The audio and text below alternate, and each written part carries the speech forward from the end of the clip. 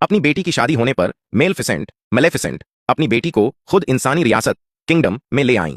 हालांकि वह चालाक इंसानों पर भरोसा नहीं करती थी, लेकिन अपनी बेटी की खुशी के लिए वह दृढ़ता से उस महल में दाखिल हुईं जो उनके प्रति दुश्मनी से भरा था। मूल रूप से यह सिर्फ एक साधारण सगाई की दावत थी, लेकिन उन्हें उम्मीद नहीं थी कि रानी के इरादे नेक नहीं थे।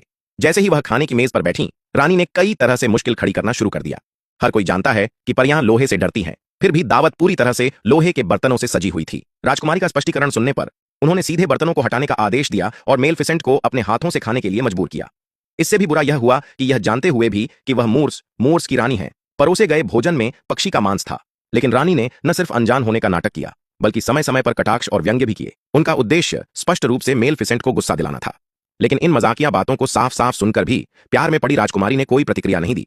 अभिमानी मेलेफिसेंट ने ऐसा व्यवहार कभी बर्दाश्त नहीं किया था। वह बस भड़कने ही वाली थीं। यह सोचकर कि इसका असर उनके विवाह की योजनाओं पर पड़ेगा, राजकुमारी ने दृढ़ता से मेलेफिसेंट के हाथ को दबा दिया।